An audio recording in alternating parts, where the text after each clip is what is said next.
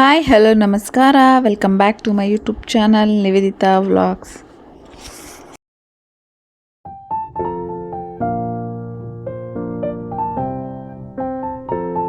ಚೆಲ್ಲಿದರೆ ಮಲ್ಲಿಗೆ ಗೊತ್ತಿಲ್ಲಮ್ಮ, ನೀನು ಹೇಳು. ಚೆಲ್ಲಿದರು ಮಲ್ಲಿಗೆಯ ಬಾನ ಸುಲೇರಿ ಮೇಲೆ. ಚೆಲ್ಲಿದರು ಮಲ್ಲಿಗೆ ಆರಾಧುವೆರಿ ಮ್ಯಾಲೆ ಅಂದಾದ ಚಂದಾದ ಮೇಘಾರ ಮಳೆ ಚೆಲ್ಲಿದರು ಮಲ್ಲಿಗೆ. ಡ್ರಾಯಿಂಗ್ ಮಾಡ್ತಾ ಕೂತಿದ್ದಾಳೆ. ಹಾಯ್ ಹಲೋ ನಮಸ್ಕಾರ, welcome back to my YouTube channel Nivedita vlogs. ಪಾಪ ಸುಮ್ಮನೆ ಇರು ಒಂದು ನಿಮಿಷ.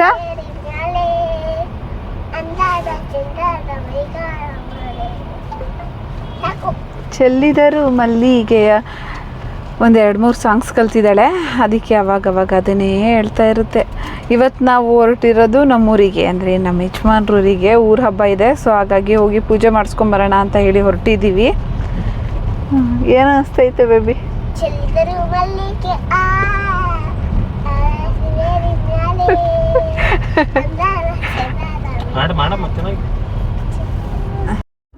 ನಮ್ಮ ಮನೆಯವರಿಗೆ ನೈಟ್ ಡ್ಯೂಟಿ ಇತ್ತು. ಸೊ ಅದಕ್ಕೆ ನೈಟ್ ಡ್ಯೂಟಿ ಮಾಡಿದ್ರಿಂದ ಸ್ವಲ್ಪ ನಿದ್ದೆ ಆಗಿಲ್ಲ ಸರಿಯಾಗಿ. ಸೊ ಅದಕ್ಕೆ ಸ್ವಲ್ಪ ಟಯರ್ಡ್ ಆಗಿದ್ರು. ಹಾಗೆ ನಾವು ಸ್ವಲ್ಪ ಲೇಟಾಗಿ ಹೊರಟ್ವಿ, ಸ್ವಲ್ಪ ಬೇಗ ಹೋಗಬೇಕು ಅಂತ ಅಂದ್ಕೊಂಡಿದ್ವಿ. ಫಸ್ಟ್ ಟೈಮ್ ನಾವು ಹೋಗ್ತಾ ಇರೋದು ಊರ ಹಬ್ಬಕ್ಕೆ. ನಾನು ನನ್ನ ಮಗಳು 5 ಇಯರ್ಸ್ ಆಯಿತು ಮದುವೆಯಾಗಿ. ಸೊ ಒಂದು ಸರಿನೂ ಹೋಗಿರಲಿಲ್ಲ. ನಮ್ಮ ಅಜ್ಜಿ ಇತ್ತಲ್ವ, ನಮ್ಮ ಹಸ್ಬೆಂಡ್ ಅವ್ರ ಅಜ್ಜಿ, ಸೊ ಅವರೇ ಪೂಜೆ ಎಲ್ಲ ಮಾಡಿಸ್ತಾಯಿದ್ರು.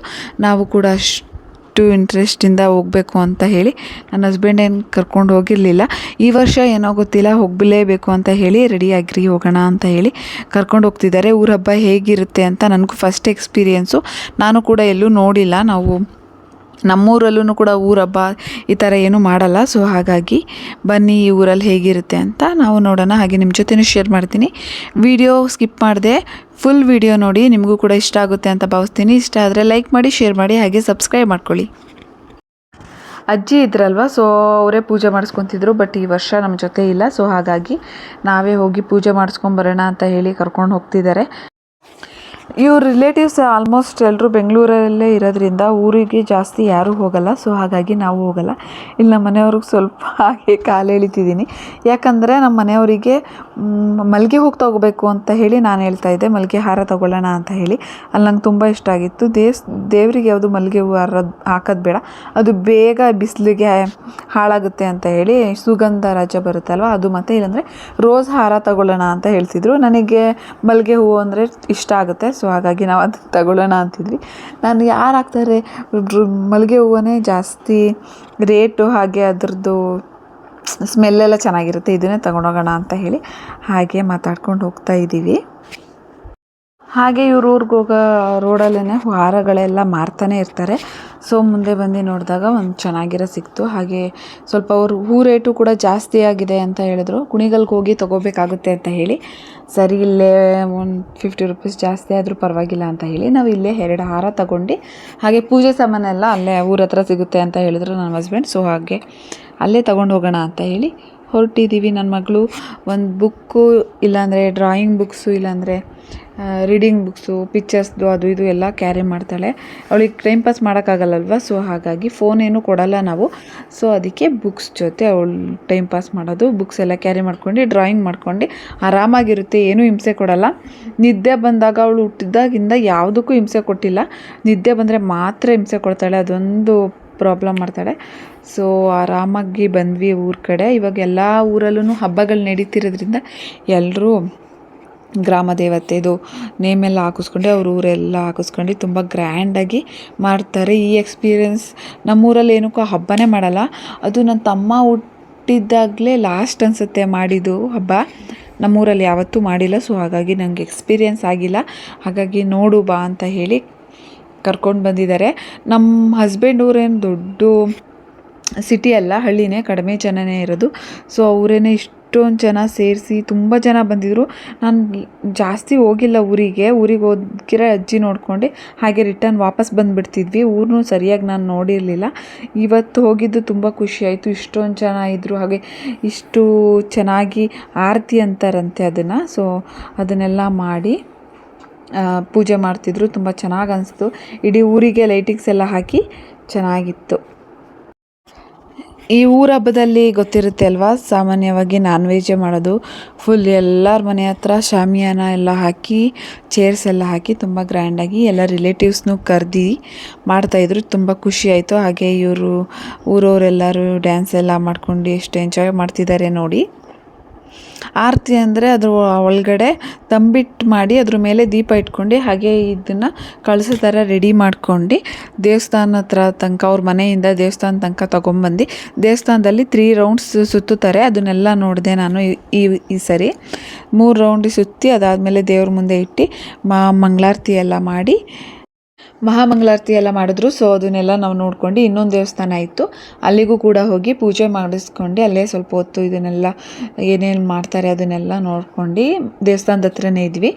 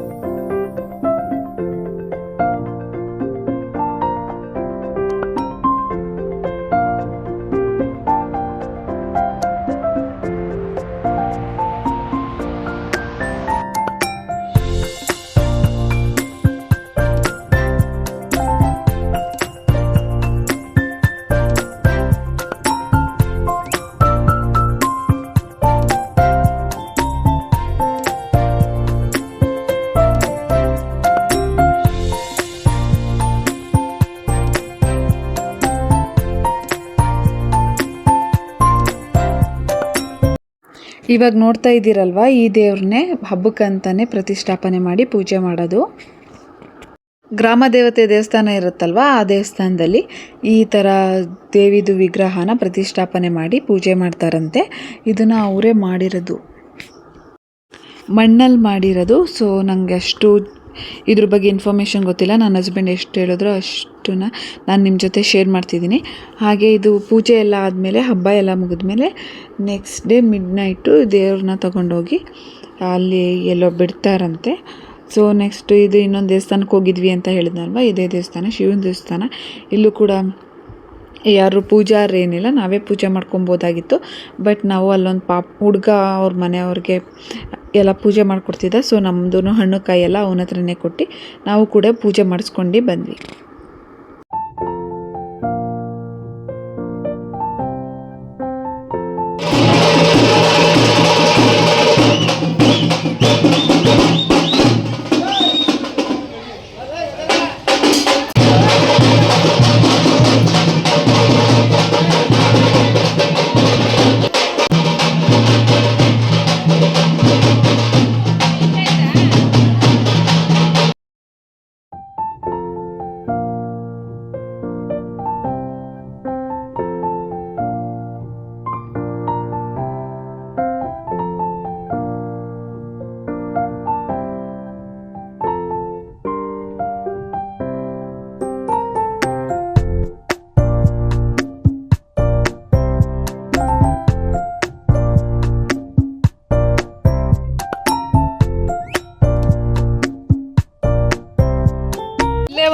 ಫುಲ್ ರೋಡ್ ಸೈಡಲ್ಲಿ ಇರಿ ತೋರಿಸ್ತೀನಿ.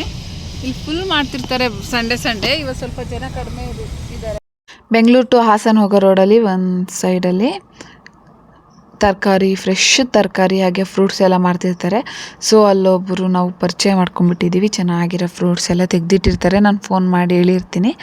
ಸೊ ಇವತ್ತೇನು ಹೇಳಿರಲಿಲ್ಲ, ಆದರೂ ಅವಕ್ಕ ಇರಲಿಲ್ಲ, ಅಣ್ಣ ಇದ್ದರು. ಸ್ವಲ್ಪ ಎಲ್ಲ ಚೆನ್ನಾಗಿರೋದೆಲ್ಲ ಕೊಟ್ಟಿದ್ದಾರೆ. ತರಕಾರಿ ಏನು ತಗೊಳ್ಳಿಲ್ಲ, ಫ್ರೆಶ್ ತರಕಾರಿ, ಸೊಪ್ಪು, ಮಿಕ್ಸ್ ಸೊಪ್ಪೆಲ್ಲ ಸಿಗುತ್ತೆ. ಅದೆಲ್ಲ ಸಖತ್ತಾಗಿರುತ್ತೆ.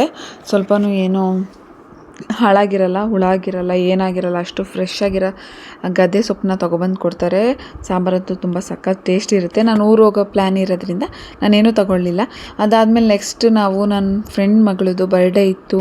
ಸೊ ಅಲ್ಲಿಗೆ ಬಂದಿದ್ವಿ. ಬಟ್ ನನ್ನ ಹಸ್ಬೆಂಡ್ಗೆ ಎಮರ್ಜೆನ್ಸಿ ಡ್ಯೂಟಿ ಹೋಗಲೇಬೇಕು. ಆದ್ದರಿಂದ ನಾನು ಅಲ್ಲಿ ಉಳ್ಕೊಳ್ಳೋಕ್ಕಾಗಲಿಲ್ಲ. ಅವಳು ತುಂಬ 2 ಮಂತ್ಸಿಂದನೇ ಹೇಳ್ತಾಯಿದ್ರು ಬರಲೇಬೇಕು ಅಂತ. ಯಾಕಂದರೆ ನಾನು ಇವಳು ನಾಮಕರಣಕ್ಕೂ ಹೋಗೋಕ್ಕಾಗಲಿಲ್ಲ, ಹಾಗೆ ಸೀಮಂತಕ್ಕೂ ಕೂಡ ಹೋಗಿರಲಿಲ್ಲ. ನನ್ನ ಫ್ರೆಂಡು ದೇವಿಕಾ ಒಂದು ವ್ಲಾಗಲ್ಲಿ ತೋರಿಸಿದ್ದೀನಿ. ಸೊ ಅವ್ರ ಮಗಳದು ಲೆನಿಶಾ ಅಂತ, ಅವಳದು ಬರ್ಡೇ ಇತ್ತು. ಈ ವಿಡಿಯೋ ಮೂಲಕ ಅವಳಿಗೆ ಹ್ಯಾಪಿ ಬರ್ಡೇ ಲೆನಿಶಾ, ತುಂಬ ಚೆನ್ನಾಗಿ 100 ವರ್ಷ ಬಾಳಮ್ಮ ಅಂತ ಹೇಳೋಕ್ಕೆ ಇಷ್ಟಪಡ್ತೀನಿ. ಅವಳದು ಬರ್ಡೇ ಇತ್ತಲ್ವ. ಸೊ ಹೋಗಿ ಗಿಫ್ಟ್ಸ್ ಎಲ್ಲ ಕೊಟ್ಟು ಮಾತಾಡ್ಸ್ಕೊಂಡು ಸಡನ್ ಬರಬೇಕಾಯ್ತು. ಸೊ ಅವಳು ತುಂಬ ಬೇಜಾರು ಮಾಡ್ಕೊಂಡ್ರು ನನ್ನ ಫ್ರೆಂಡು. ನೆಕ್ಸ್ಟ್ ಬರ್ಡೇ ಡೆಕೋರೇಷನ್ ಎಲ್ಲ ಅರ್ಧ ಮಾಡ್ತಾಯಿದ್ರು. ಸೊ ಅವರು ಕೂಡ ಸ್ವಲ್ಪ ಬ್ಯುಸಿ ಇದ್ದರು, ಅದಕ್ಕೆ ಅವ್ರನ್ನ ತೋರ್ಸೋಕ್ಕಾಗಿಲ್ಲ. ಅಣ್ಣ ಸ್ವಲ್ಪ ಡೆಕೋರೇಷನ್ಗೆಲ್ಲ ರೆಡಿ ಮಾಡ್ಕೋತಿದ್ರು. ಸೊ ದೇವಿಕಾ ಸ್ವಲ್ಪ ಅಡುಗೆಗೆಲ್ಲ ರೆಡಿ ಮಾಡ್ಕೋತಿದ್ರು. ಸೊ ಹಾಗಾಗಿ ಅವ್ರು ಯಾರೂ ರೆಡಿಯಾಗಿಲ್ಲ ಅಂತ ಹೇಳಿ ನಾನು ಇವಾಗ ಅವ್ರನ್ನ ಕ್ಯಾಪ್ಚರ್ ಮಾಡಿಲ್ಲ. ಇವಾಗ ಪಾಪಗೊಂದು ಫ್ರಾಕ್ ತೊಗೊಂಡಿದ್ದೆ, ವೈಟ್ ಫ್ರಾಕು. ಅವಳಿಗೆ ಸ್ವಲ್ಪ ದೊಡ್ಡದಾಯಿತು. ಸೊ ಹಾಗಾಗಿ ಅವಳಿಗೇನು ಹಾಕೋಕ್ಕೆ ಹೋಗಲಿಲ್ಲ. ನೆಕ್ಸ್ಟ್ ಹಾಕ್ತಾಳೆ ಅಂತ ಹೇಳಿ ಅವ್ರ ಮನೆಗೆ ಹೋಗೋವರೆಗೂ ಮಳೆ ಇರಲಿಲ್ಲ. ಹೊರಗಡೆ ಬಂದು ನೋಡ್ತೀವಿ, ಫುಲ್ ಬಿರುಗಾಳಿ ಮಳೆ ಅಂತಲೇ ಹೇಳ್ಬೋದು. ಮಳೆ ಇನ್ನೂ ಸ್ಟಾರ್ಟ್ ಆಗಿರಲಿಲ್ಲ, ಬಟ್ ಗಾಳಿ ಇಷ್ಟು ದಿನ ಎಷ್ಟು ಒಣಗಿದ ಮರಗಳಿತ್ತು ಅದೆಲ್ಲ ಅಷ್ಟು ಮರದ ರೆಂಬೆಗಳೆಲ್ಲ ಬಿದ್ದೋಗಿದೆ. ರೋಡೆಲ್ಲ ಫುಲ್ ಗಾಳಿಗೆ ಎಲೆಗಳೆಲ್ಲ ಉದ್ರೋಗ್ಬಿಟ್ಟಿತ್ತು. ಎಷ್ಟೊತ್ತಿಗೆ ಮನೆಗೆ ಹೋಗಿ ತಲುಪ್ತೀವೋ ಅಂತ ಅಂದ್ಕೊಂಬಿಟ್ಟಿದ್ದೆ. ಅಷ್ಟು ಗಾಳಿ ಬರ್ತಾಯಿತ್ತು. ನಾವು ಮನೆಗೆ ರೀಚ್ ಆದ್ವಿ, ಅಷ್ಟೊತ್ತಿಗೆ ಮಳೆ ಸ್ಟಾರ್ಟ್ ಆಯಿತು. ಇಷ್ಟೇ ಇವತ್ತಿನ ವ್ಲಾಗ್. ಇಷ್ಟ ಆಗಿದೆ ಅಂತ ಭಾವಿಸ್ತೀನಿ. ಇಲ್ಲಿವರೆಗೂ ನೋಡಿದ್ದೀರಾ ಅಂತ ಅಂದರೆ ಖಂಡಿತವಾಗ್ಲೂ ಇಷ್ಟ ಆಗಿರುತ್ತೆ. ಪ್ಲೀಸ್ ಇಷ್ಟ ಆಗಿದ್ದರೆ ಲೈಕ್ ಮಾಡಿ, ಹಾಗೆ ಶೇರ್ ಮಾಡಿ, ಸಬ್ಸ್ಕ್ರೈಬ್ ಮಾಡ್ಕೊಳ್ಳಿ. ನೆಕ್ಸ್ಟ್ ವಿಡಿಯೋದಲ್ಲಿ ಮತ್ತೆ ಸಿಗ್ತೀನಿ. ಅಲ್ಲಿವರೆಗೂ take care, bye bye. Thank you for watching.